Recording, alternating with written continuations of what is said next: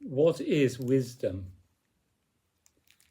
From Compulsory Dancing by Darfree John.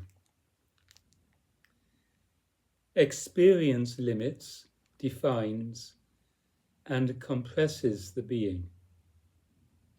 Experience is a contraction of the body-mind. Experience is a limiting condition on the being. Experience is a contraction or suppression of the being. Therefore, all experience is a form of stress or psychophysical tension. For this reason, the longer we live, or the more experience we accumulate, the more our behavior tends to become an effort to relieve ourselves of stressful tension. Therefore, the usual individual degenerates over time because of the effects of stressful and self-indulgent habits that represent attempts to be relieved of stress. But all our action to relieve stress in this realm of psychophysical experience is nothing other than an effort to relieve ourselves of experience itself.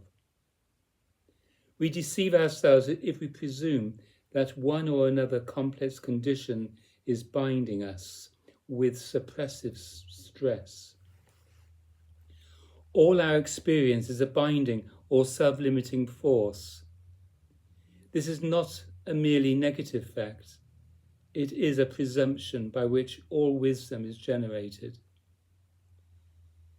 If we presume that particular experiences are the basic cause of stress, then our lives will become bound either to the suffering of those experiences or else to patterns of effort that are themselves stressful and degenerative, but that seek release or escape from the conditions or experiences that we originally presumed to be the causes of our suffering.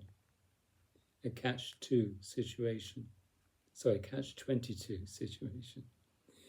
In either case, the body-mind is corrupted by the confrontation with stressful experiences.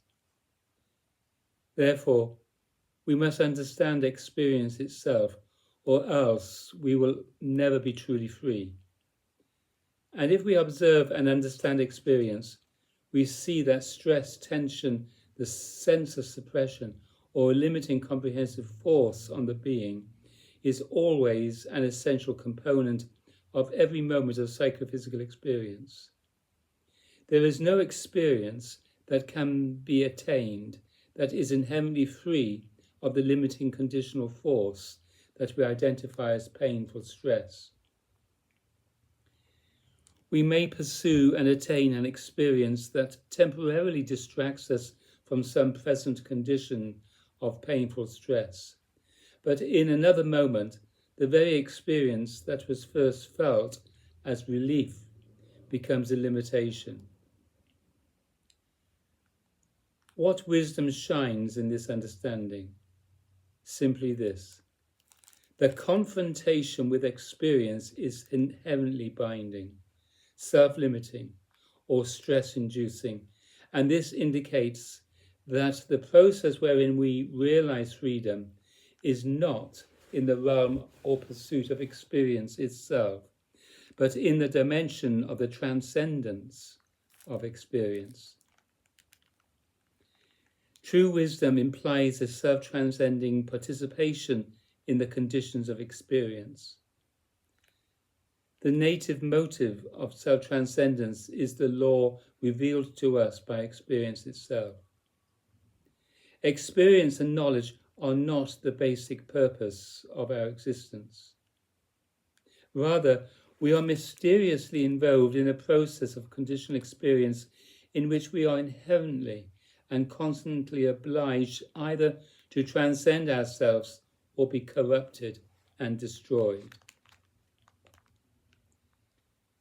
Those who will not establish themselves in the wisdom or true intelligence of the being are obliged to suffer their lifetime of experience, bound to the conditional self-limits of their circumstances, and otherwise striving for release through desperate programs of degenerative self-indulgence and all the fitful politics whereby human beings seek to dominate and perfect their circumstances in the realm of nature.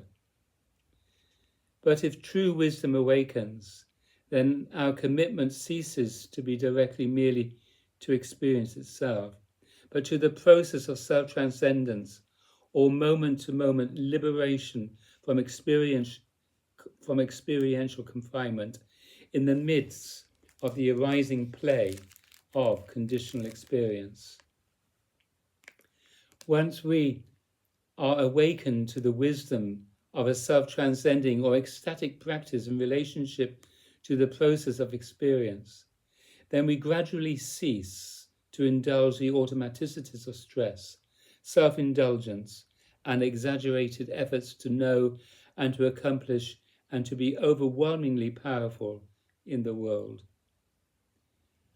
We do not, however, turn upon ourselves and away from the relational patterns of experience. Rather, we simply feel through and beyond the stress of events.